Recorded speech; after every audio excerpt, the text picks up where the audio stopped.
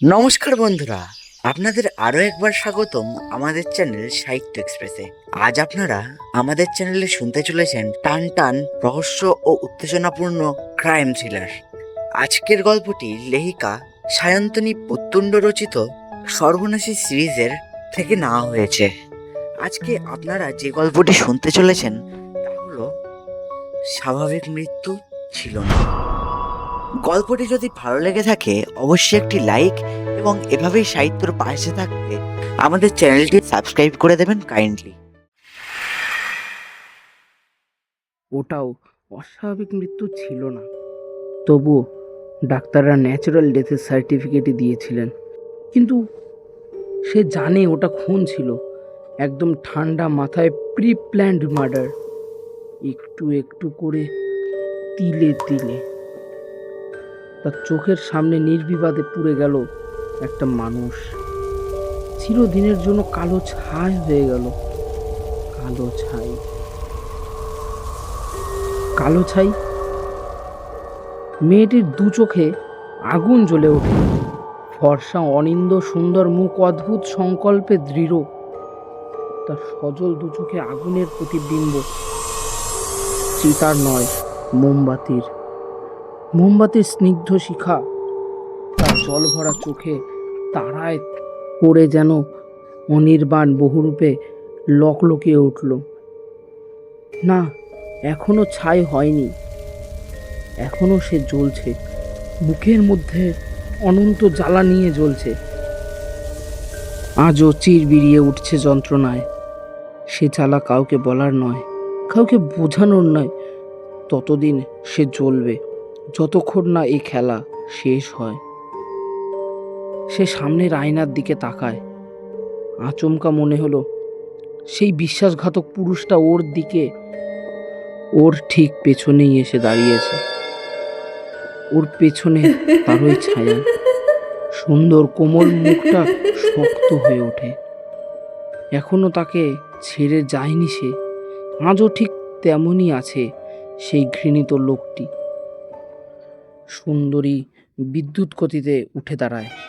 হাতের সামনে একটা ওড়না পড়েছিল, সেটা দিয়ে পাগলের মতো আয়নাটা মুছতে শুরু করে। মুছে দিতে হবে, লোকটাকে একদম মুছে দিতে হবে। ওর বিন্দু মাত্র অস্তিত্ব রাখা যাবে না।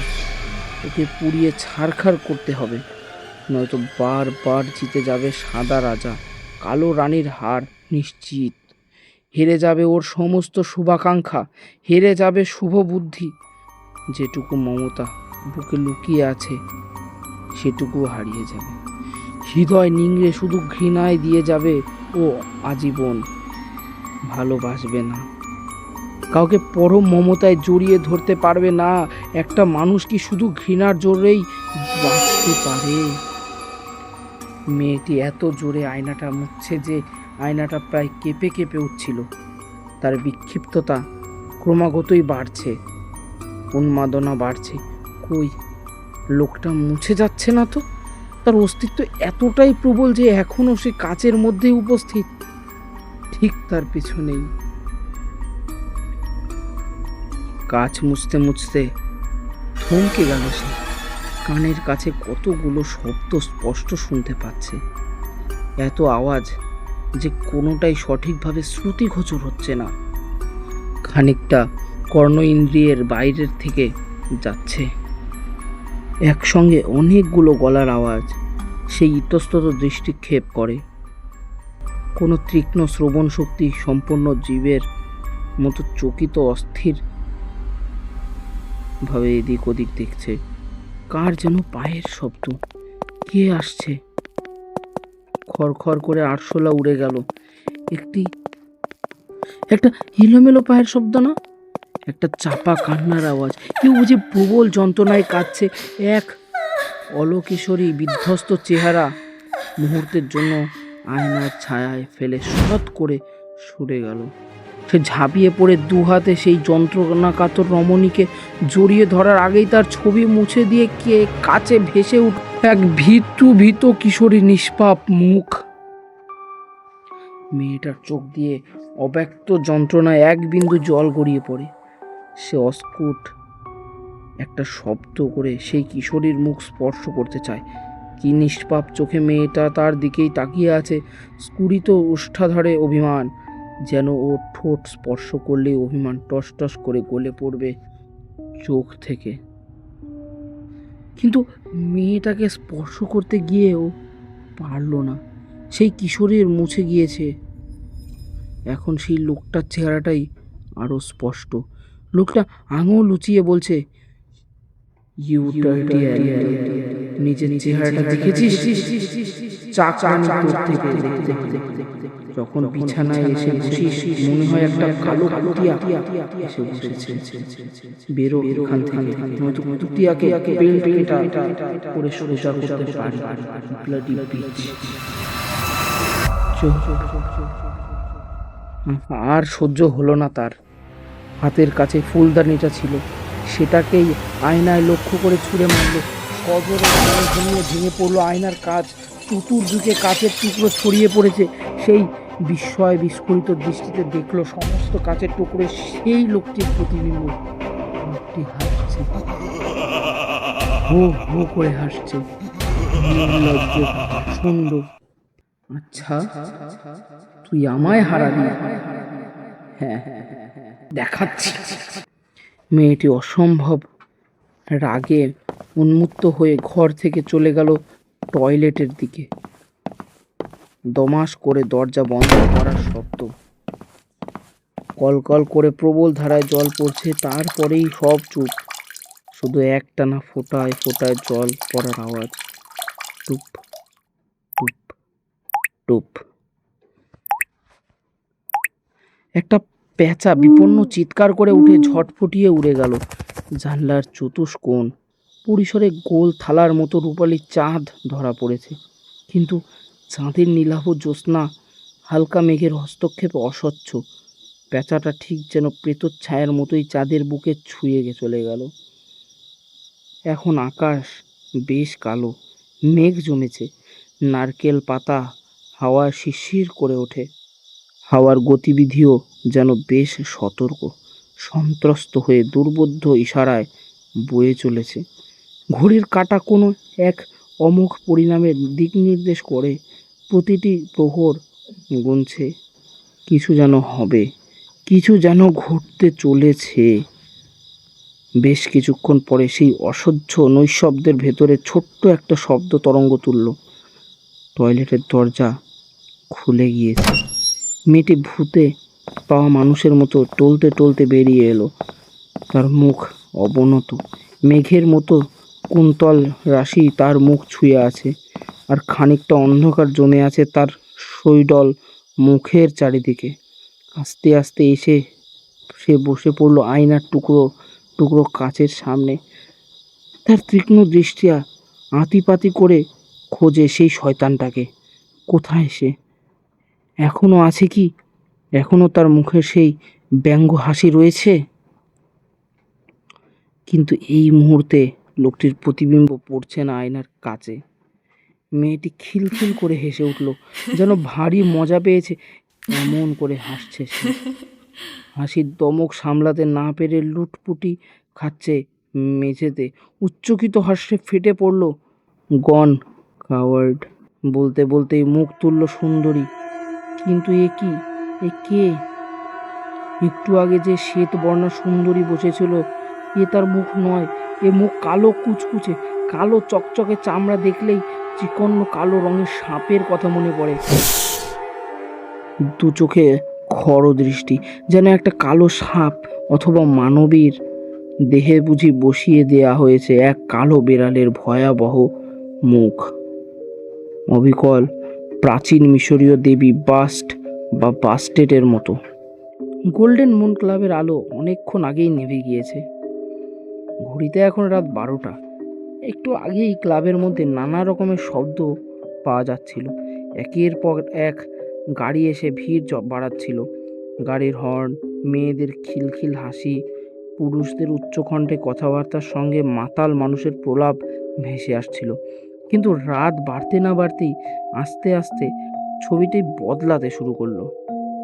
টলমলো পায়ে বিদায় নিচ্ছিলেন অভ্যাগতরা। দু একজন নিশাচর অবশ্য ইতিমধ্যে রিসর্টে সঙ্গী বা সঙ্গিনী সহ নাইট ওয়াকে চলে এসেছে। খুব সন্তর্পণে তাদের এন্ট্রি হলো। তারপর আবার সব চুপচাপ। অর্ণব এক দৃষ্টে সেই দিকেই তাকিয়েছিল। এই মুহূর্তে লম্বা চওড়া একটা ঝাঁকড়া চুলা গাছের পেছনে অন্ধকারের সঙ্গে মিশে লুকিয়ে আছে। গাছগুলোকে এখন দীর্ঘতর মনে হচ্ছে। অন্ধকারে সমার্থক শব্দ হয়। চুপ করে ওত পেতে বসে আছে গুল্মের ঝোপগুলো। প্রতি সেকেন্ডে যে কি অধীরভাবে কাটাচ্ছে তার ঠিক নেই। এক মুহূর্তের জন্য পাহারায় ছেদ দেয়নি। অক্লান্তভাবে বসের কথায় অক্ষরে অক্ষরে পালন করে চলেছে। যদিও বুকের মধ্যে একটা আলোড়ন হচ্ছিল, সত্যিই কি অধিরাজার আন্দাজ সঠিক প্রমাণিত হবে? এটা কি হচ্ছে তা এখনো তার বোধগম্য হয়নি। এটা কেস না দাবা খেলা? অধিরাজ কতদূর গিয়েছিল মানসী জয়সওয়ালের সঙ্গে? সে কোনো কাজ কারণ ছাড়া করে না, কিন্তু মানসী জয়সওয়ালের সঙ্গে ফ্লার্টিংয়ের মধ্যে কি কারণ থাকতে পারে? ঠিক কি ঘটেছে এই রিসর্টে? কি ভাবছো অস? কাঁধের ওপর আলতো চাপ আর পরিচিত কণ্ঠস্বরে সচকিত হয়ে পেছনে ফিরল স্যার। আলতো করে মোবাইলটা জেলেই চোখ ধাঁধিয়ে গেল অর্ণবের। অধিরাজ কালো লেদার জ্যাকেটে, এ কেমন হলিয়া। আর যাই হোক, পুলিশ ড্রেস কোড নয়। আলোটা নেভা অর্ণব, কেউ আমাদের দেখে ফেলতে পারে। সে একটু অনুতপ্ত স্বরে বলল, সরি, আসতে একটু দেরি হয়ে গেল। বলো, সমস্ত বন্দোবস্ত করতে একটু টাইম লাগলো। এদিকে কোনো আপডেট? হ্যাঁ, অর্ণব জবাব দিল। ডক্টর চ্যাটার্জি কয়েক মিনিট আগেই ফোন করেছিলেন। আপনার স্ক্রিন স্যাম্পেলে ল্যাভেন্ডারের সঙ্গে অর্জুন শিকদারের ল্যাভেন্ডারের অয়েল পারফেক্টলি ম্যাচ করছে। দুটি নিঃসন্দেহে একটাই প্রোডাক্ট। বেশ বেশ। অন্ধকারে মৃদু হাসির শব্দ ভেসে আসে। মিস চোষ কিছু বলছেন? লাল দরজাটা পাওয়া গেল? হ্যাঁ, তিনি পেয়েছেন। মেরিলিন প্ল্যাটিনামের একটি ফ্ল্যাটের দরজায় চেরি রেড, 8 তলায় বিজয় জাসওয়ালের ঠিক অপোজিট ফ্ল্যাটটা, 7OB, জৈনক অহনা ভট্টাচার্য। Thank God. তবে একজন ভট্টাচার্য এলো। এতক্ষণ তো জাসওয়াল আর বাজাজের মধ্যেই ডাবলস চলছিল। দুটো জাসওয়াল পরিবার, কতজন বাজাজ তাই বা কে জানে। অর্ণব চাপা স্বরে বলল, সত্যি এখনো তো মনে হচ্ছে কলকাতার শুধু জাসওয়াল আর বাজাজ ফ্যামিলিই থাকে, আর কোনো সারনেমই নেই। শুধু সারনেমই নয়, নামের মিলটাও লক্ষ্য করনি? শুধু সারনেমই নয়, নামের মিলটাও লক্ষ্য করনি। রিয়া বাজাজের মায়ের নাম ছিল অহিল্যা, আবার ডক্টর জয়সওয়ালের মিসেসের নাম ছিল অহল্যা। অহল্যা বাজাজ আপাত দৃষ্টিতে কালো ও অসুন্দর ছিলেন, অহল্যা জয়সওয়ালেরও ঠিক তাই। অধিরাজ বিড়বিড় করে, এ দুটো নাম এক হওয়া এবং দুটো মানুষের একই রকম বর্ণনা হয় মোটেই ভালো লক্ষণ নয় অর্ণব। অহল্যা বাজাজের একটি ছবি দরকার ছিল। অর্ণব যেন শ্বাস নিতে ভুলে গিয়েছে। তবে কি দুটো লোকই এক? দুটো লোকই এক কি না জানি না। সে সে দীর্ঘশ্বাস ফেলল। তবে আমার ধারণা অহল্যা বাজাজের সঙ্গে অহল্যা জয়সওয়ালের কিছু তো সম্পর্ক আছে, কিছু একটা মিসিং লিঙ্ক, কিন্তু সেটা এখনো ধরা যাচ্ছে না। ওদিকে ল্যাভেন্ডাররা স্যাম্পেল ও তো মিলল। অর্ণব কৌতূহলী, সে কি মানসী জয়সওয়াল? সন্দেহ করাটা অন্যায় নয়, কারণ নিশান অ্যারোমা ইন্ডাস্ট্রির অয়েল বাইরে কোথাও কিনতে পাওয়া যায় না। নিজেদের ল্যাবে তৈরি করে নিশানের স্পা আর সেলুনগুলোতেও পাঠানো হয়। আবার এখানে স্বয়ং মালিকিনা এসে বসে আছেন। তবে কি তিনিই সর্বনাশিনী? অর্ণবের চোখ কপালে তুলে বলল, এই লেভেলের অ্যাক্টিং করে চলেছেন। মাই গড। আজ সকালে বললে এই কথাটা আমারও সন্দেহ থাকতো। মানসী জয়সওয়ালের রীতিমতো সুন্দরী ও আকর্ষণীয়, বয়সী বোঝা দায়। আপাত দৃষ্টিতে বোকা মনে হলেও ওটা ওর সম্ভাব্য অস্কার জয়ী রিয়েল লাইফ অ্যাক্টিং হতে পারে। নিস্পৃহ স্বরে উত্তর এলো, কিন্তু অফারটার মেসেজ আমি ওকে তালিকা থেকে বাদ দিয়ে দিয়েছি। মানসী জয়সওয়ালের সঙ্গে কোনো লিঙ্ক হয়তো আছে, কিন্তু সর্বনাশিনী তিনি নন। কেন অর্ণব? সন্দিগ্ধ তিনি যে এখনো চমৎকার অভিনয় করেছেন তা প্রমাণ করো কি করে? অধিরাজ অন্ধকারী স্ফীত হাসল। প্রফেসর রিভার সং এর একটা কোট শুনেছি, I love biting, it's like kissing, but there's winner. আমাদের সর্বনাশিনীর মনস্তত্ত্ব ঠিক তেমনই। তিনিও ডমিনেট করতে ভালোবাসেন, সব খেলাতেই জিততে চান। রিভার সং মানে ডক্টর হু সিরিজের রিভার সং। জানতাম তুমি ঠিক ধরে ফেলবে। তুমি তো আবার যত রাজ্যের কমিক্স সায়েন্স ফিকশন পড়তে ভালোবাসো।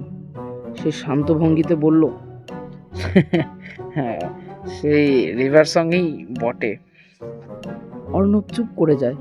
প্রফেসর রিভার সঙ্গের মধ্যে মানে প্রফেসর রিভার সঙ্গের কথা মধ্যে থেকে কোথা থেকে এলো, সেই কথাই সে ভাবতে থাকে। তার মন যেন পড়ে ফেললো অধিরাজ। প্রফেসর রিভার সং এর ওই ডায়লগটা আমাদের কেসের ক্ষেত্রে খুব গুরুত্বপূর্ণ।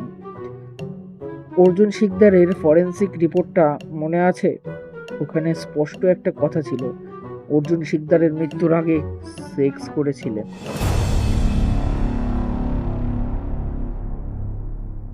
সেটা বোঝা গেল কি করে? লাভ বাইট স্যার, সে সপ্রতিভভাবে বলল। লাভ বাইট দেখেই তো। শুধু লাভ বাইট নয়, মোক্ষম লাভ বাইট। অধিরাজ একটা অঙ্ক মেলাচ্ছে। সেটা শোনার পর আমি সঞ্জীব চৌধুরীর লাশের ফটোটা খুঁটিয়ে খুঁটিয়ে দেখছি। তার লাশেও গলায় ঘাড়ে কাঁধে লাভ বাইট ছিল। সেবার পুলিশ গুরুত্ব দেয়নি বলে ওই ব্যাপারটা লক্ষ্য করেনি। আমাদের কন্যে কামড়াতে ভালোবাসেন Arnab. She is a very strong kisser বললেও পুরোটা বলা হয় না। চূড়ান্ত প্যাশনেট, অ্যাগ্রেসিভ অ্যান্ড ডমিনেটিং। শুধু তাই নয়, তিনি বিছানাতেও বিজয়িনী হতে চান। এই মনোভাবটা তার এতই প্রবল যে রীতিমতো বিধ্বংসী বলা যায়। তিনি যে ইচ্ছে করে একটা করেন না তা নয়, এটা অটোমেটিক্যালি হয়ে যায়। Sex is a instinctive. সেখানে বিচার বুদ্ধি ও ক্যামোফ্লেজ সব মাথায় ওঠে। এর কাছে সব মানুষই অসহায়। সো এখানে তিনি একটি জব্বর ভুল করে ফেলেছিলেন। এই এইসান প্যাশনেট স্ট্রং কিস করেছেন যে হিক্স লাভ বাইট চলে এসেছে। সচরাচর মেয়েরা সেক্স এতখানি ডমিনেটিং হয় না, বাট শি ইজ। অর্ণবের ভুরু কুঁচকে গেল। কিন্তু আপনার গলায় বা ঘাড়ে তো কোনো দাগ নেই। মিসেস জয়সওয়াল প্যাশনেট বা অ্যাগ্রেসিভ নন। যথেষ্টই, কিন্তু তার স্টাইলটা অন্যরকম। দাঁতের ব্যবহার করেন না বা স্ট্রংলি করেন না। ওর ট্র্যাজেডিটা আলাদা।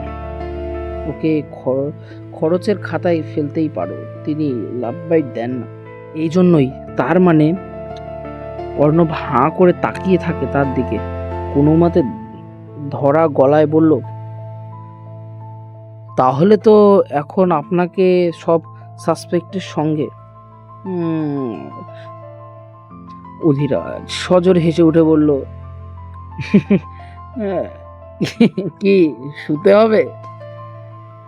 তার কান গরম হয়ে যায়। লজ্জা পেয়ে মুখ নিচু করলেন অর্ণব। ফের বস কথা বলে ফেলেছে। অধিরাজ ঠোঁট টিপে হাসলো। Again good one. অর্ণব মনে মনে নিজের 14 গোষ্ঠীকে গাল দেয়। লাভ বাইটের কথা তো তার মনেই আসেনি, অথচ মনে আসা উচিত ছিল। সে একসময় ডাক্তারি পড়তো, কিন্তু পরে লাইন চেঞ্জ করে নেয়। ডাক্তারি প্রায় ভুলেই মেরে দিয়েছে। তবে লাভ বাইট বা হিক্স সম্বন্ধে জানে। অধিরাজ যা বলছে সেটাই সঠিক। সচরাচর যারা হিক্স দেয় তারা নিজের অজান্তে, অচেতনে এই কাজটা করে। স্ট্রং কিস, সাক বা বাইট করলে এরকম হেমাটোমা হওয়া সম্ভব, কিন্তু এটাও যে কোনো ক্লু হতে পারে তা তার মাথায় আসেনি। স্যার, অনেক সময় কিন্তু একটা হিকি ডেঞ্জারাস হতে পারে। খুব স্ট্রং বা অ্যাগ্রেসিভ হিকির ফলে কিন্তু মৃত্যু হয়েছে। আচমকা অর্ণবের মাথায় একটা অসম্ভাবনা এসে লাভ বাইট বা হিকি ব্লাড ভেসেলের ওপরে এফেক্ট করে। মূলত অনেক সময় ব্লাড ক্লট হয়ে গিয়ে স্ট্রোক বা প্যারালাইসিসও হতে পারে। এমনকি মৃত্যুর রেকর্ডও আছে। আমরা এদিকে হয়তো ঝোপে ঝোপে বাঘ খুঁজে বেড়াচ্ছি, ওদিকে বেড়াল বিষাক্ত থাবা নিয়ে বসে আছে। হিকি মার্ডার ওয়েপেন নয় তো? অর্ণব আরও কিছু বলতে যাচ্ছিল, তার আগেই অধিরাজ ঘড়ির দিকে এক ঝলক তাকিয়ে ইশারা করলো।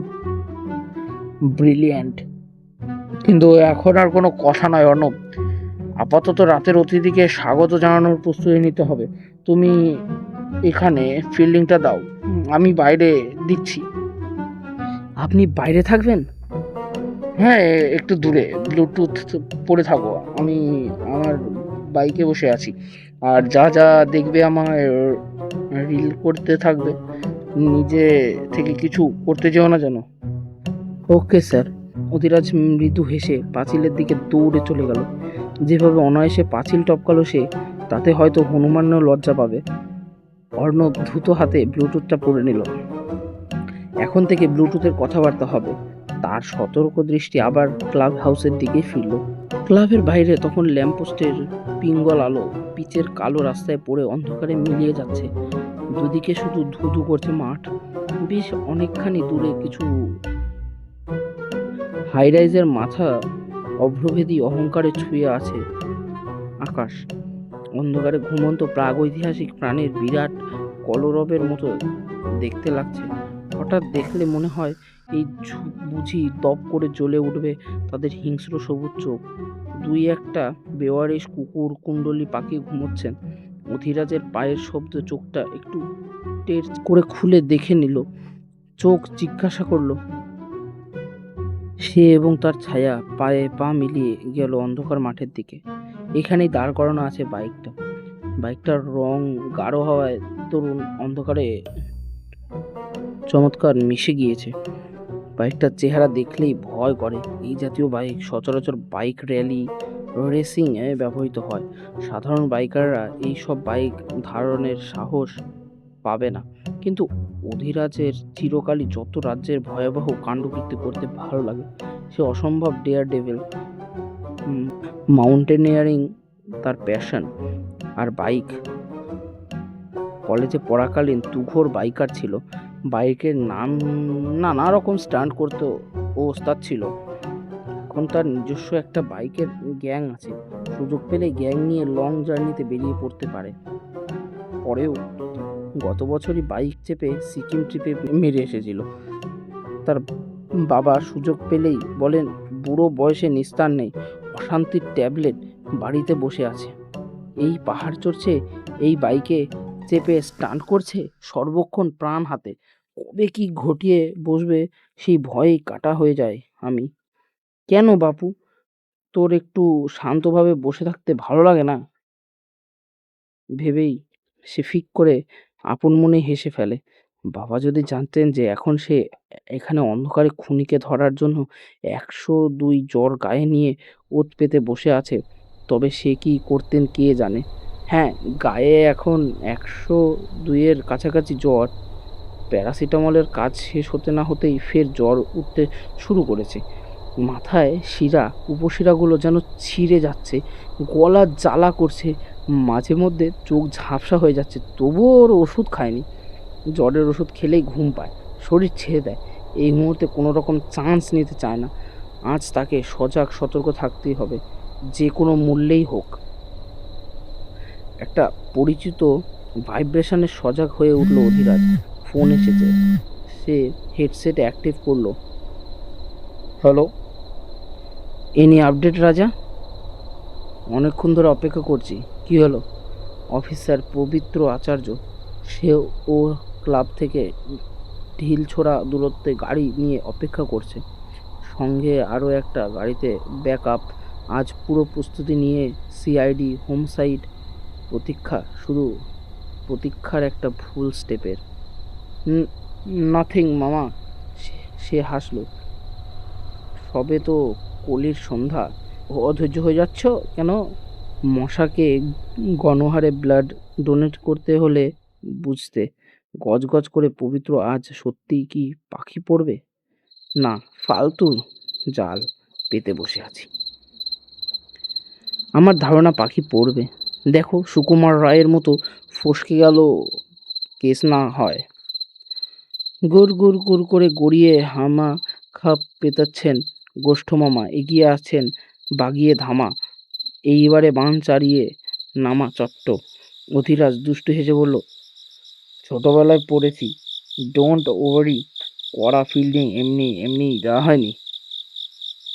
তুমি এত কনফিডেন্ট কী করে হচ্ছ? আসতেই হবে, গুগলি দইয়েছি তো। সে আত্মবিশ্বাসী। একেই আজ সিআইডির পায়ের ধুলো পড়েছে। কোম্পানি থেকেও ফোন গিয়েছে, কাল সিআইডি রেড করতে পারে। তার উপর কোম্পানির লোক আজ ঝগড়া করেছে, বলেছে কাল আসবে।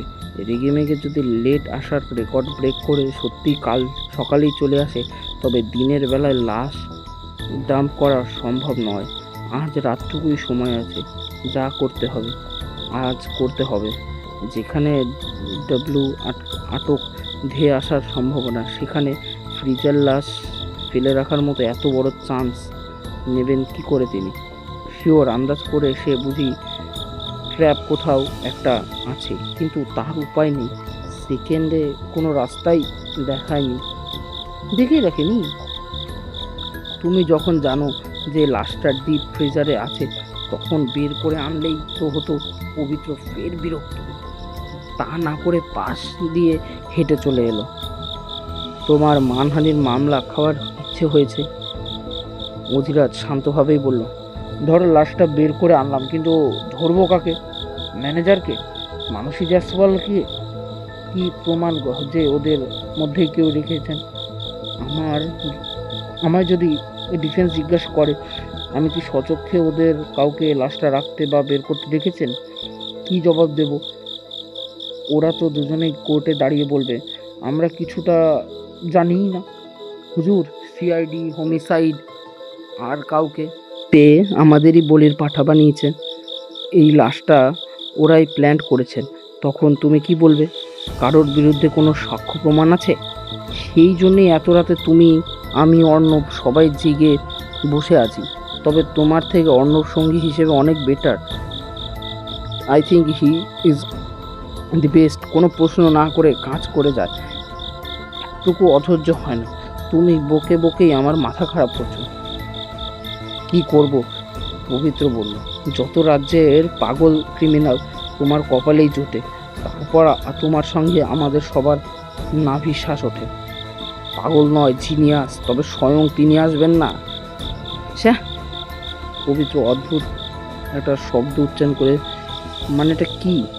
এত কষ্ট করে শেষে চুনোপুটি ধরব? চুনোপুটি ধরতে হবে না। শুধু বলতে বলতেই কিছু একটা দেখে সে থেমে গেল। একটা সাদা রঙের বোলেরো হুস করে তার চোখের সামনে দিয়ে ক্লাবের দিকেই চলে গেল। গাড়িটির কাঁচগুলো কালো, জানলা বন্ধ। চাপা স্বরে পবিত্রকে বলল, অধিরাজ, এখন পেটে বোম মেরে চুপ করে থাকো। মনে হয় তেনারা এলেন। ওকে বস। পবিত্র লাইনটা কেটে দিয়ে অর্ণবকে ফোনে ধরালো সে। অর্ণব খুব সতর্ক ছিল। একবার রিং হতে না হতেই উপরান্তে জাগ্রত হলো তার কণ্ঠস্বর। হ্যাঁ স্যার। একটা সাদা রঙের বোলেরো ঠিক ক্লাবের দিকেই যাচ্ছে। একটু গাড়িটার ওপরে নজর রেখো। ধরবো? না না না না, শুধু দেখো ঠিক কি হচ্ছে। এখন কিছু করবে না। ডান। এবার আর ফোন না কেটেই পবিত্রকে চটজলদি কনফারেন্সে নিয়ে এলো সে। তার কণ্ঠে কমান্ডিং টোন। এখন একটা কথাও নয়, অর্ণব লাইনে আছে, যতক্ষণ না বলছি নো অ্যাকশন, কেউ জায়গা ছেড়ে নড়বে না। ঠিক আছে বস। এরপর মিনিট খানেক শুধু রুদ্ধশ্বাস প্রতীক্ষা। অর্ণব দেখলো বুলেরোটা ঠিক এসে থামলো ক্লাবের সামনে। ক্লাবের আলো নিভে গেলেও এন্ট্রেন্সে একটা বেশ জোরালো আলো সামনের বাঁধানো রাস্তাকে আলোকিত করছে। বোলেরো থেকে যে লোকটি নেমে এলো তাকে দেখেই সে বিস্মিত। এ কি? এ তো মেরিলিন প্ল্যাটিনামের গেটকিপারটা। এই লোকটাই জুয়েলার বিজয় জয়সওয়ালের গাড়িটাকে বেরিয়ে যেতে দেখেছিল, অন্তত বয়ানে তেমনই বলেছিল। সে অধিরাজকে সে কথা ফিসফিস করে বলতেই উত্তর এলো, আমি এমনই কিছু আশা করেছিলাম। বিজয় জয়সওয়ালের গাড়ি কে চালিয়ে নিয়ে গিয়েছিল এবার বুঝলে? এই ব্যাপারটা উপরে আমার আগেই সন্দেহ হয়েছিল। চুপচাপ দেখে যাও কি করছে। গেটকিপার গাড়ি থেকে নেমে এসে ডাইনে বায়ে না তাকিয়ে সোজা গটগটিয়ে চলে গেল ক্লাবের ভেতরে। উত্তেজনায় অর্ণব তখন রীতিমতো ঘেমে নিয়ে একসা। হৃৎপিণ্ডটাই না পাঁজর ফাটিয়ে বেরিয়ে আসে। তার ভয় হচ্ছিল যে হাটটা যেরকম শব্দ করছে তাতে লোকটা তার উপস্থিতি টের না পেয়ে যায়। তার ইচ্ছে ছিল এখনই গিয়ে ব্যাটার কলার চেপে ধরে, কিন্তু সে উপায় নেই। আরও কিছুক্ষণ চুপচাপ কাটলো। চতুর্দিকে সম্পূর্ণ নৈশব্দ। সেই নিস্তব্ধতা এতই গম্ভীর যে গাছের পাতা খসা সামান্য আওয়াজটুকুও পাচ্ছিল অর্ণব। সে দম বন্ধ করে পরের ঘটনার জন্য অপেক্ষা করছে, অথচ গেটকিপারটা সেই যে ভেতরে গিয়েছে আর বেরোনোর নামই নেই। এতক্ষণ ধরে করছেটা কি? অর্ণব মনে মনে গড়গড় করে, একটা লাশ নিয়েই তো বেরোবি ব্যাটারে, নাকি গোটা ফ্রিজটাই ঘাড়ে করে আনছিস? সে আবার ফিসফিস করে, স্যার একবার ভেতরে গিয়ে দেখবো, বড় দেরি করছে। একদম না। উপাস থেকে গম্ভীর গলায় উত্তর এলো এলডি বিজয় জয়সওয়ালের। চেহারাটা দেখেছে? পুরো জলহস্তি, তার উপরে মরে গিয়ে আরও ভারী হয়ে গিয়েছে। একটু সময় তো লাগবেই। পবিত্র পবিত্র এপাশ ওপাশ থেকে ফোড়ন কাটে। এর চেয়ে অর্ণব গিয়ে একটু হাত লাগাক না। দেখছো না বেচারি কেমন ব্যাকুল হয়ে পড়েছে। অধিরাজ ঠাট্টাকে পাত্তা না দিয়ে বলল, পবিত্র তোমারও এবার আস্তে আস্তে এগিয়ে এসো। গোল্ডেন মুন থেকে অর্ণব বেরোলেই তুমি ঢুকবে। তোমার কাছে ওয়ারেন্ট আছে তো? আছে, কিন্তু ধরবো কাকে? যিনি গেটকিপারের সঙ্গে হাত লাগাচ্ছেন, মোস্ট প্রবাবলি ক্লাবের রেস্টুরেন্টের ম্যানেজার। আগে রাস্তা ক্লিয়ার হয়ে যাক, তারপরে তোমাদের এন্ট্রি। লোকটাকে একটা কথা বলতে দেবে না, কোনো কথা শুনবে না। সির্ফ তোমার ব্যাকআপ টিমের অফিসারদের হাতে তুলে দেবে, আর একজন লেডি অফিসারকে সঙ্গে নিয়ে নিজের গাড়িতে অর্ণবকে ফলো করবে। ঠিক আছে বস। ক্লাবের সামনে এসে হুটারটা বাজিয়ে দাও। আমি চাই শুধু ম্যানেজার নয়, গেটকিপারটাও টের পাক যে ক্লাবে পুলিশ রেড পড়েছে।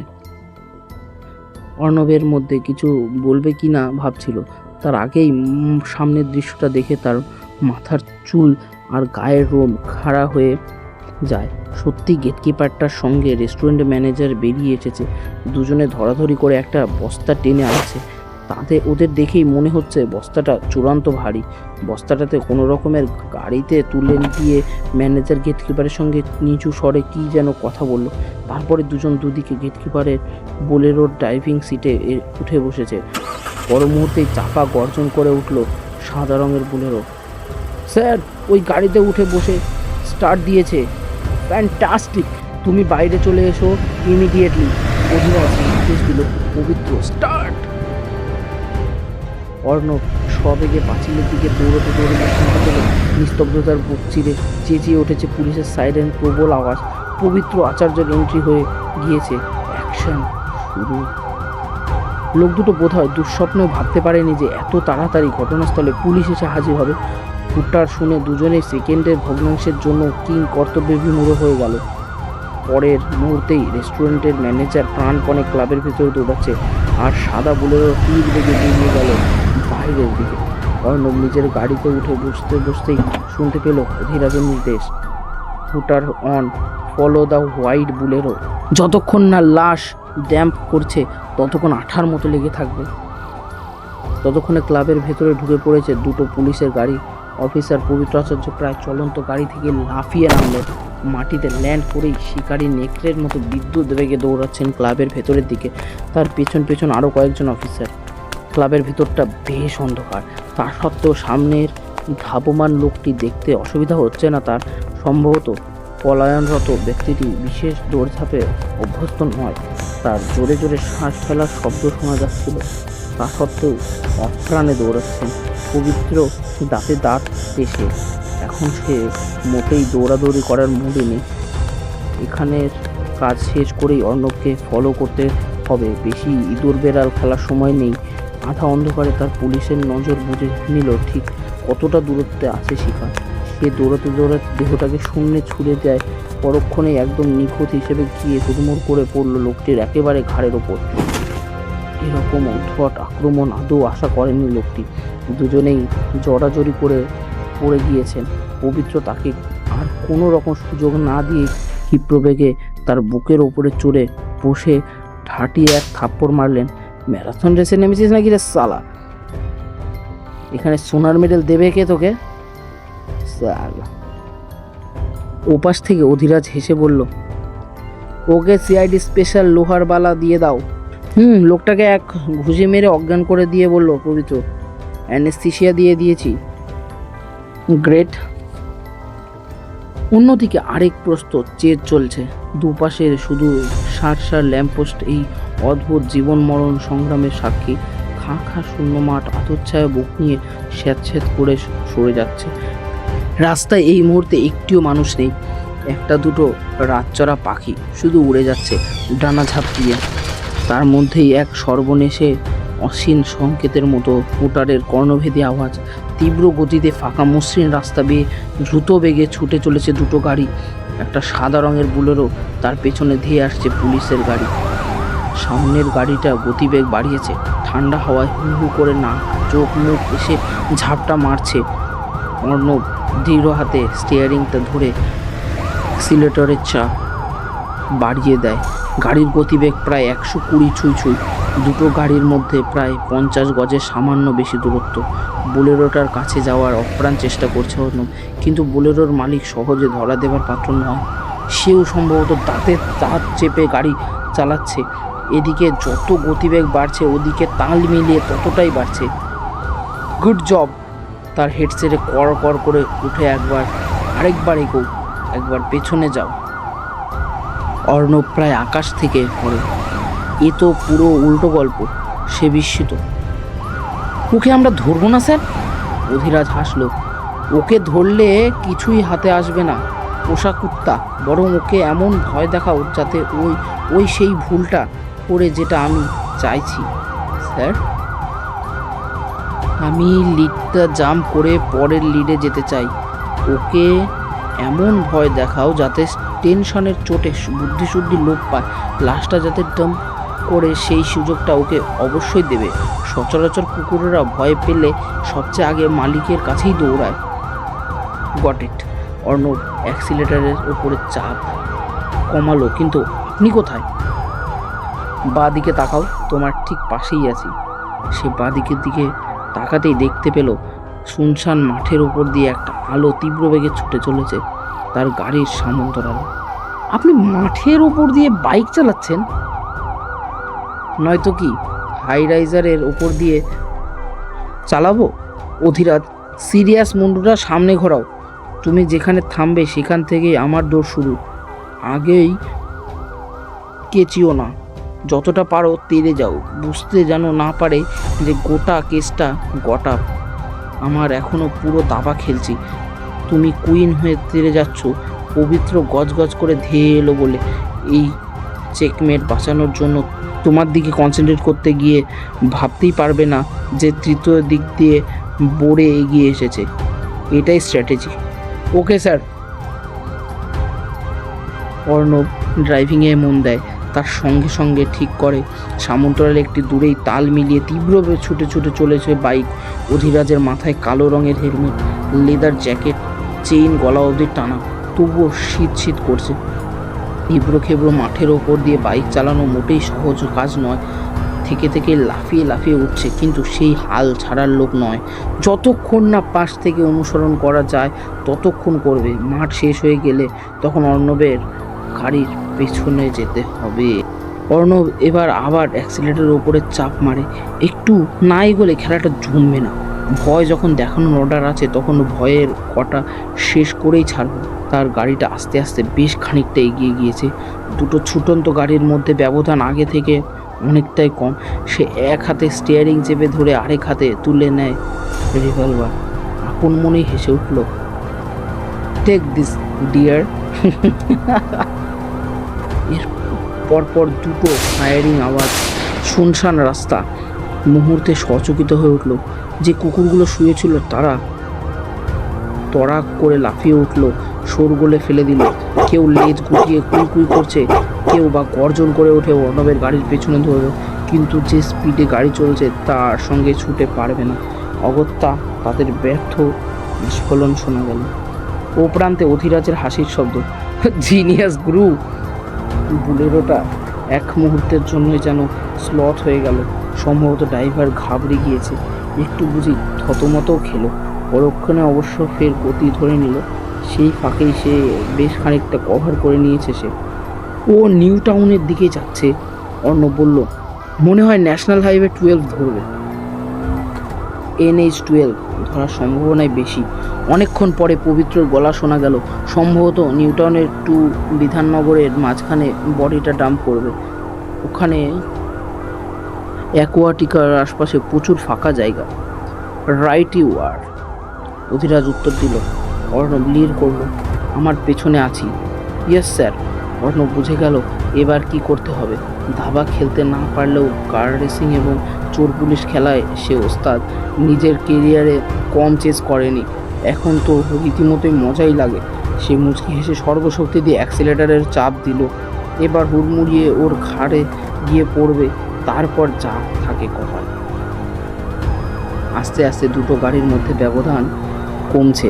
সাদা বুলেরোর পেছনে পুলিশ কার এঁটে আছে নাছোড় বান্দার মতো। তীব্র হুটারের শব্দে আকাশ কাঁপাচ্ছে।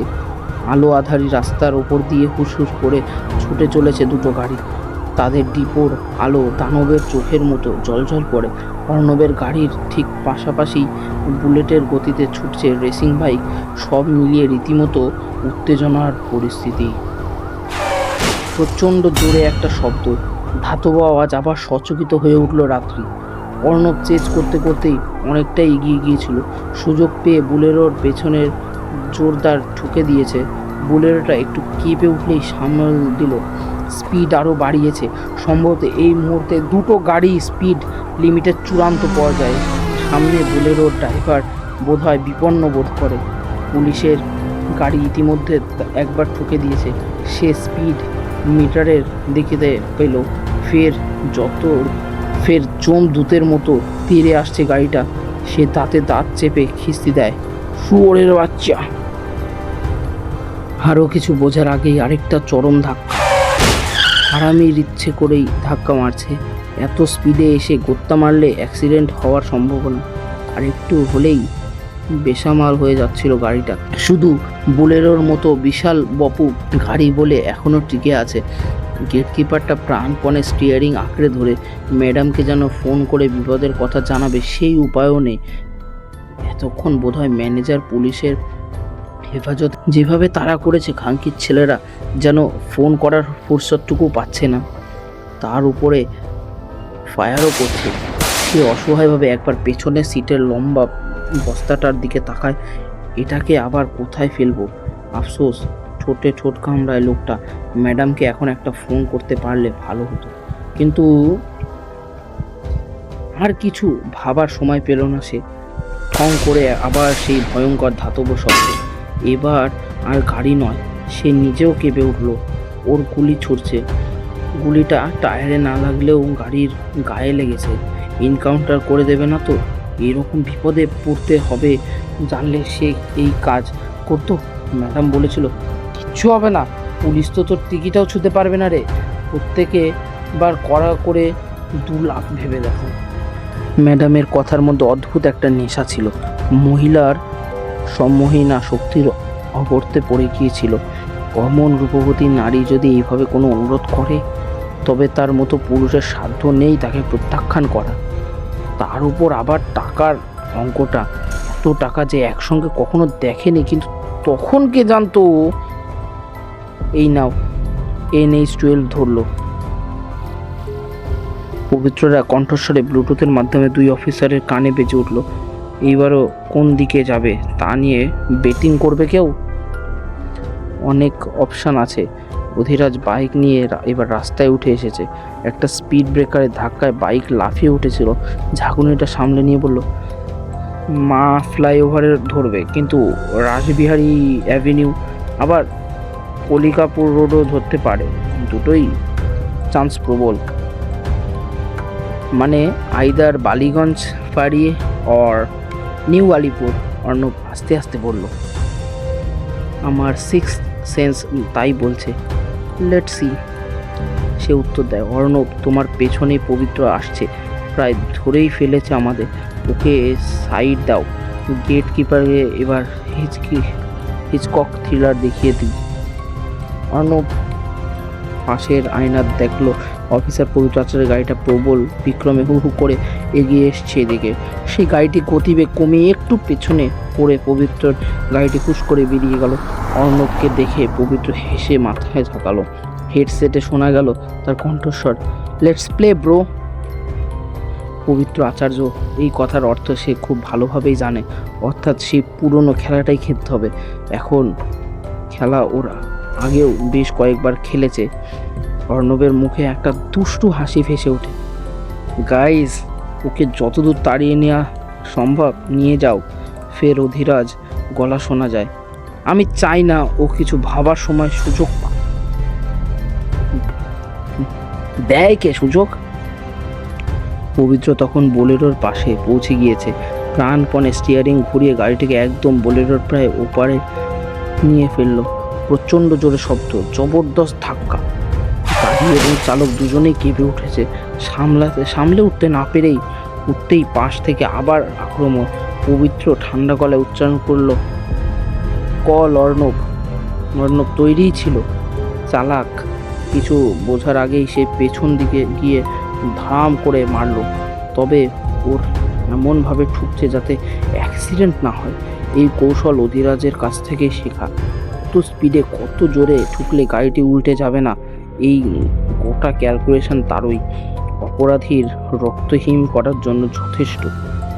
বেশ কিছুক্ষণ ধরে এই ঠুকাঠুকি চলল। বোলেরোর ড্রাইভার অসহায় বোধ করে।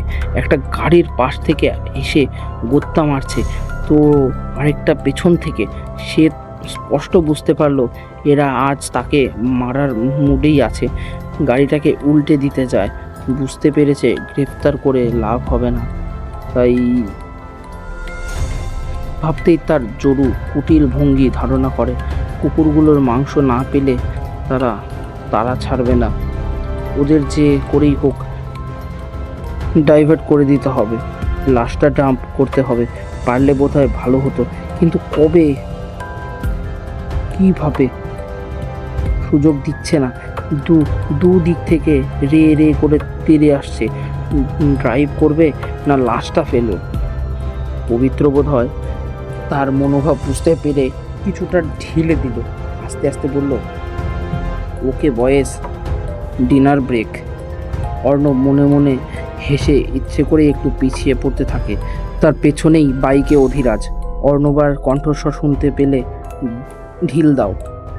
ওকে বস। পবিত্র গাড়ির স্পিডোমিটারের কাঁটা ধীরে ধীরে নিচে নামতে থাকে। অর্ণবও পিছিয়ে পড়েছে। এখন পবিত্র আর অর্ণবের গাড়ি পাশাপাশি। ঠিক তাদের থেকে নিরাপদ দূরত্ব বজায় রেখে ছুটে চলেছে বাইক। রাস্তায় এই মুহূর্তে এক রুদ্ধশ্বাস রেস দেখার জন্য কোনো দর্শক নেই, শুধু সার ল্যাম্পপোস্ট এই অদ্ভুত প্রতিযোগিতা দেখে যাচ্ছে। পিঙ্গল আভার রেস চিরে দিয়ে বিদ্যুৎ বেগে ছুটে চলেছে সাদা বোলেরো। তার থেকে কিছুটা দূরত্ব বজায় রেখে ধাওয়া করছে দুটো পুলিশ কার। ঠিক তাদের পেছনে নিজেকে লুকিয়ে তুমুল স্পিডে এগোচ্ছে বাইক। ঠান্ডা হাওয়া এবার অর্ণবের কানের পাশ দিয়ে হু হু করে বেরিয়ে যাচ্ছে। মাথার চুল এলোমেলো, চোখে হাওয়ার ঝাপটা লাগলেও খুব অসুবিধা হচ্ছে না। সে এইসবের অভ্যস্ত। আস্তে আস্তে অ্যাক্সিলেটারের উপরে চাপ কমাতে থাকে। পবিত্র তার আগে চলে এসেছে। হেডসেটে তার গলা। বোলেরোর স্পিড বাড়ছে, কি করব? আর একটু পিছিয়ে এসো, অধিরাজ বলল। ওকে এবার একটু স্পেস দাও। ডক্টর বিজয় জাসওয়ালের আত্মার শান্তির জন্য 30 সেকেন্ড মৌনতা পালন করা যাক। ডাম্প করার জন্য ইনাফ। বেশ। বোলেরোর ড্রাইভার এবার ওদের একটু পিছিয়ে পড়তে দেখে স্বস্তির নিঃশ্বাস ফেলে, বাবারে কি চেপেটাই না ধরেছিল। তার স্পিডোমিটারে কাটা 120 ছুঁয়ে ফেলেছে। নিকুচি করেছে ট্রাফিকের। আজকে বাঁচলে কালকে ট্রাফিক পুলিশের কথা ভাববে। কিন্তু এখন লাশটাকে না ফেললে যে চলছে না। কিন্তু তার জন্য সময় চাই। গাড়ি থামিয়ে পিছনের দরজা খুলে বস্তাটাকে টেনে নামাতে হবে। খুব দ্রুত কাজটা করলে মিনিমাম 20 সেকেন্ড লাগবে। এত সময় কি হাতে আছে? সে সামনের আয়নার দিকে তাকিয়ে অবাক হয়ে গেল। এ কি, গাড়িগুলো কোথায়? একটু আগেই তো পেছনে পেছনে আসছিল, এখন প্রায় দেখাই যায় না। অনেক দূরে বিন্দুর মতো হেডলাইট দেখা যাচ্ছে। ওরা এতটা পিছিয়ে পড়লো কি করে? এরকম আশাতীত সৌভাগ্যের খুশি হওয়া উচিত না, সন্দেহ করা উচিত। কোনোটাই সে ভেবে উঠতে পারলো না। টেনশানে ঘেমে নিয়ে জল হয়ে গিয়েছে। মাথাটা ঠিকমতো কাজ করছে না তার। শুধু একটাই চিন্তা মনে এলো, লাশটা ফেলতে হবে। হয়তো বডি দেখলে ওরা ওখানেই থেমে যাবে। লোকটি সশব্দে গাড়িতে ব্রেক মারলো। গাড়ি থামতে না থামতে দরজাটা খুলে দৌড়ে গেল পেছনের দরজার দিকে। দ্রুত হাতে বস্তাটাকে নামানোর অপ্রাণ চেষ্টা করছে। ও কি ভারী মাইরি! ওদিকে ওরা যে ক্রমাগত এগিয়ে আসছে।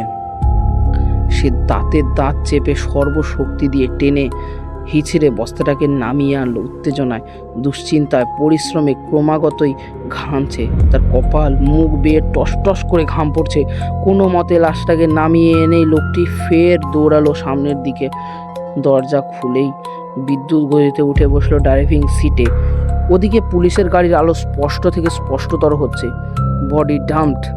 পবিত্র বলল, সাদা বস্তাকে দেখতে পাচ্ছি? বেশ। অধিরাজ ডাকলো অর্ণবকে। Yes sir. তোমার দৌড় এখানেই শেষ। তুমি লাশটাকে পাহারা দেবে, ফরেন্সিক টিমকে খবর দেবে, ওর যেন ইমিডিয়েটলি এসে বডি নিয়ে যায়। Get it? Okay sir. পবিত্র বলল, আমি কি করব? আমার সঙ্গে দু একজন সুন্দরী লেডি অফিসার আছেন, তাদের সঙ্গে প্রেম করতে পারি। মিনিট 5 প্রেম চলবে। সে হাসলো, কিন্তু আর বেশি না। এখন হুটার বন্ধ করো। মিনিট 5 ব্রেক নিয়ে তুমি আবার পেছনে আসবে, একদম চুপচাপ। আমি তোমায় বলে দেব কোথায় আসতে হবে। তুমি শিওর যে ও সঠিক জায়গাতেই যাবে? পবিত্র সন্দেহ যায়নি। চান্স নিয়ে দেখা যাক, নয়তো ও ব্যাটা তো রাডারের মধ্যেই আছে। রাস্তার একপাশে রাস্তাটা পড়েছিল। অর্ণব ঠিক তার সামনেই গাড়িটি থামালো।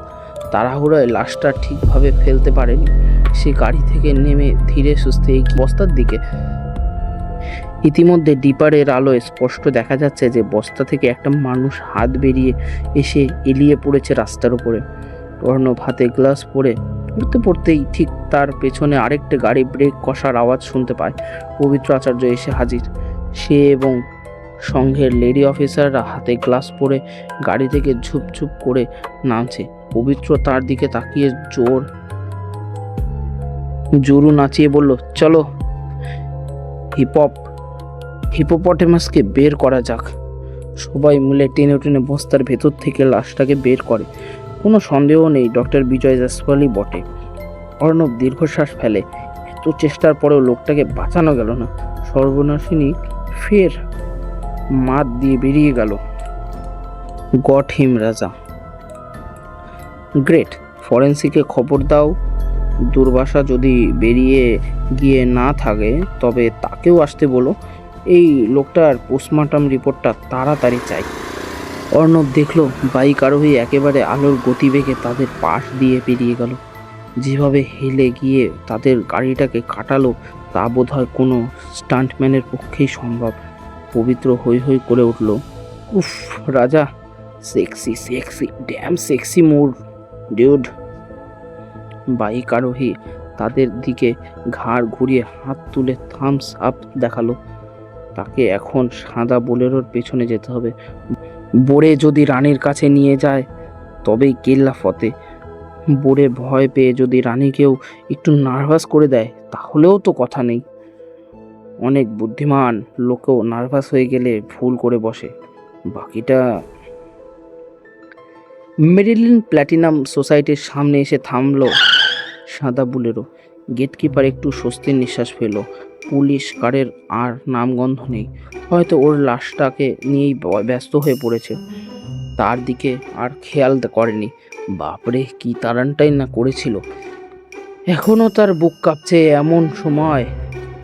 এক সময় তো মনে হচ্ছিল যে তাকে ঠুকেই ছাড়বে, শেষ পর্যন্ত যে ছেড়ে দিয়েছে এই তো 14 পুরুষের ভাগ্য। এখন রাত প্রায় 1:30 বাজতে চলল। মা ফ্লাইওভার ধরলে আরো তাড়াতাড়ি আসা যেত, কিন্তু ইচ্ছে করেই একটু ঘুরে পথে এসেছে। কে বলতে পারে, হয়তো পুলিশ ইতিমধ্যে অ্যালার্ট জারি করে দিয়েছে, সোজা রাস্তাতে গেলেই ধরে ফেলবে, তাই অন্য পথেই আসতে হয়েছে। সে গাড়িটাকে কোনো মতে দাঁড় করিয়ে কিছুটা গেল মেরিলিন প্ল্যাটিনামের দিকে। ম্যাডামের সঙ্গে দেখা করতেই হবে তাকে। এবার টাকাটা পেয়ে গেলে গা ঢাকা দেবে। যতদিন না সব ঠান্ডা হচ্ছে ততদিন গর্ত থেকে আর বেরোচ্ছে না। যদি মহিলা টাকা দিতে তেড়িবেড়ি করে তবে ব্ল্যাকমেলিং ছাড়া আর কোনো রাস্তা নেই। সে যদি ডুবে তবে ম্যাডামকে নিয়েই ডুববে। লোকটি তাড়াহুড়োর চোটে খেয়ালই করেনি যে উল্টো দিকে একটি বাইক দাঁড়িয়ে আছে এবং দীর্ঘদেহী হেলমেট পরা বাইক আরোহী ঠিক বাইকের গায়ে ঠেস দিয়ে কারোর অপেক্ষা করছে। তার সেদিকে তাকানোর সময় নেই। সে তড়িঘড়ি করে গেটের দিকে ছুটে গেল। আজ সম্ভবত অন্য একজন গেট কিপার নাইট শিফট করছে। তাকে কিছু একটা বলেই লোকটি কমপ্লেক্সের মধ্যে ঢুকে গেল। অধিরাজ একটু তাড়াহুড়া করলো না। লোকটা কিছুতেই বুঝতে দেওয়া যাবে না যে পুলিশ পেছনেই আছে। অতএব সে ধীরে সুস্থে হেলমেট খুলল, তারপর লম্বা লম্বা পা ফেলে এগিয়ে যায় সেই দিকেই। আপনি? এই গেটকিপারটিকে আর আগে দেখেনি অধিরাজ। সে চোখ কুঁচকে ছেলেটির মুখে এক ঝলক দেখে নিল, তারপর আইডি কার্ডটা বের করে নীরবে দেখালো। সিআইডি। বেচারির চোখে কপালে অধিরাজ ঠোঁটে আঙুল দিয়ে রেখে ইশারায় তাকে চুপ করে থাকতে দৌড়ে যেতে বলল ভেতরের দিকে। মেরিলিন প্ল্যাটিনামের অন্যান্য সিকিউরিটিরাও গার্ডরা সকৌতূহলে তার দিকে তাকালো, বাধা দিল না। তারা ওকে সিআইডি অফিসার হিসেবে চেনে। বিজয় জয়সওয়ালের ব্যাপারে এতবার ওদের ধমকেছে আর জেরা করেছে যে সহজে ভোলার কথা নয়। মেরিলিন প্ল্যাটিনামের বিল্ডিংয়ে 2টো লিফট থাকলেও একটা আবার আউট অফ অর্ডার, অন্যটা অবশ্যই চলছে। অধিরাজ যতক্ষণ হুড়মুড়িয়ে সেখানে পৌঁছলো ততক্ষণ লিফটটা বন্ধ হয়ে গিয়েছে। সে দেখলো লিফটটা ওপরের দিকে উঠছে, ফার্স্ট ফ্লোর, সেকেন্ড ফ্লোর। সে বিন্দুমাত্র দেরি না করে সিঁড়ি দিয়ে দৌড়ে ওপরের দিকে উঠতে শুরু করলো। লিফটটা থামবে কোথায়, কোন ফ্লোরে যাচ্ছে? পাগলের মতো প্রতিটি ফ্লোরে লিফটের নির্দেশের দিকে তাকাচ্ছে। লিফটটা এখনো উঠছে। অধিরাজের কোনোদিনই সিঁড়ি ভাঙতে কষ্ট হয় না, কিন্তু আজ 4টে ফ্লোরে সিঁড়ি ভেঙেই মনে হলো দম বন্ধ হয়ে আসছে। জ্বর গোটা গায়ে, দেহ যেন পুড়িয়ে দিচ্ছে। জ্যাকেটটা খুলে ফেলতে পারলে বোধহয় ভালো হতো। দরদরিয়ে ঘামছে, অথচ সময় নেই। সেই লিফটের সঙ্গে পাল্লা দিয়ে সিঁড়ি বেয়ে উঠেছে, একটার পর একটা ফ্লোরে চলে যাচ্ছে, অথচ লিফটের থামার নামই নেই। এখনো উঠে চলেছে। 7, 8, 9। অধিরাজের চোয়াল শক্ত হয়ে ওঠে। আর কতবার উপরে উঠবে? ও কি কারোর ফ্ল্যাটে যাচ্ছে নাকি ছাদে? নয়তো। সে কোনো মতে সজোরে শ্বাস নিয়ে ফের দৌড় দাঁড় করে সিঁড়ি ভাঙতে শুরু করলো। চোখের সামনে শ্বাস সিঁড়ি একের পর এক লাফিয়ে টপকে যাচ্ছে। ওদিকে লিফটটা উঠছে 10, 11, 12, শেষ পর্যন্ত 12 ফ্লোরে গিয়ে থামলো লিফটটা। স্বাভাবিক, কারণ তার উপরে ছাদ ছাড়া আর কিচ্ছু নেই। অধিরাজ তখনই 3টে তলার নিচে। এতক্ষণ গাড়ি চেস করেছে, এবার লিফট চেস করেছে। নিঃশ্বাস যেন বন্ধ হয়ে আসছে, গায়ে আগুন জ্বলছে, ঘামে ভিজে গিয়েছে আপাদমস্তক। তবুও পবিত্র কদ্দূর, সে হাঁপাতে হাঁপাতে প্রশ্ন করলো। ব্যাড লাক বস, পবিত্র জানালো। একটা টায়ার পাংচার হয়ে গেছে, 1-2 মিনিট লেট হতে পারে। মেরিলিন প্ল্যাটিনামে তো? হ্যাঁ, ছাদে যাচ্ছে সম্ভবত। কাম শার্প, এক্ষুনি যাচ্ছি। অধিরাজ ওপরের দিকে প্রাণে পণে দৌড়তে থাকে, গতি তীব্র থেকে তীব্রতর। ওফ, এত কষ্ট হচ্ছে কেন? বারবার মনে হচ্ছে পারবে না। পবিত্রদের গাড়িটাও এখনই পাংচার হতে হলো। সে সবেগে 12 ফ্লোরে ক্রস করলো। এরপরে শুধু ছাদ। দৌড়তে দৌড়তেই দেখতে পেল ছাদের দরজা খোলা। মেরিলিন প্ল্যাটিনামের ছাদের রং সুন্দর, বেরঙের আলো, কারুকার্য। সামনের অংশটা স্পষ্ট দেখা যাচ্ছে, কিন্তু এখান থেকে লোকটাকে দেখা যাচ্ছে না। ও নিশ্চয়ই ওপরে একা নেই। একটা মানুষের ছুটে আসার শব্দেও যেন পাওয়া যাচ্ছে। ছুটতে ছুটতেই কোমরের বেল্টে হাত চলে গিয়েছে তার, কিন্তু কোমর থেকে যন্ত্রণাটাকে বের করে আনার আগেই অতর্কিতেই সামনে এসে দাঁড়ালো কেউ। কিছু বোঝার আগেই থপ করে একটা আওয়াজ। অধিরাজ বিদ্যুৎ স্পষ্টের মতো কেঁপে উঠল। সে হঠাৎ থমকে দাঁড়িয়ে পড়েছে, বিস্ময়ে বিস্ফারিত চোখে সামনের দিকে তাকাবার চেষ্টা করলো একবার। মর্মান্তিক সে দৃশ্য, দুনিয়ার ব্যথা, অবিশ্বাস আর বিস্ময় মিলেমিশে একাকার। সামনে ওটা কে? বুকের মধ্যে একটা তীব্র যন্ত্রণা, শরীর থেকে গরম কিছু একটা গল গল করে বেরিয়ে আসছে, চোখ ঝাপসা হয়ে আসছে, নিঃশ্বাস নিতে পারছে না। বুকের ওপর চরম ভার, কেমন যেন সব গোলমেলে হয়ে যাচ্ছে। হঠাৎ করেই বাবার গলা শুনতে পেল সে। কবে কি ঘটিয়ে বসবে সেই ভয়ে। আবার তার মধ্যেই যেন ডক্টর চ্যাটার্জি চেটে উঠল, খুন করে ফেলবো, একদমই খুন করে ফেলবো। শেষ মুহূর্তের জন্য এক ঝলক চেতনা বিদ্যুৎ চমকের মতো চমকে উঠল। সামনে বন্দুকধারীকে দেখে একবারের জন্য ঠোঁট কেঁপে উঠল তার। আততায়ীকে চিনতে পেরেছে। শ্বাস নেওয়ার ব্যর্থ চেষ্টা করতে করতে অস্ফুটে উচ্চারণ করবার চেষ্টা করলো, তার নাম রিয়া। অধিরাজের ঠিক সামনেই তখন দাঁড়িয়ে আছে এক কৃষ্ণাঙ্গী, অবিকল যেন জামা কাপড়ের শোরুমে সাজানো কালো রঙিন ম্যানিকুইন। তার হাতে উদ্ধত রিভলভার, সাইলেন্সার লাগানো, আঙুলের ট্রিগারে। ভয় পেয়ে মেয়েটি কেঁদে উঠল, সরি সরি, আমি তোমাকে মারতে চাইনি, আই অ্যাম সরি। রিয়া, সামন্ত বাজাজ। অধিরাজের মস্তকে শুধু এইটুকুই জানতে পেরেছিল তাকে, তারপরেই সব অন্ধকার। তার 6 ফুট 4 ইঞ্চি দীর্ঘ দেহটা সঙ্গহীন হয়ে উঠল, পড়েই যাচ্ছিল। তার আগেই পেছন থেকে দুটো কোমল হাত ধরে ফেললো তাকে। একটি নারী কণ্ঠ প্রচণ্ড রেগে বলল, রিয়া। আমি কিছু করিনি। রিয়া সজোরে কেঁদে ওঠে। উপরে ওই লোকটা মরে পড়ে আছে, আমি ওকেও মারতে চাইনি। আমি শুধু ভেবেছিলাম মিস্টার বাজাজ আসছে, আমি মিস্টার বাজাজকেই তো মারতে চেয়েছি। কি করে বুঝবো এ অন্য লোক?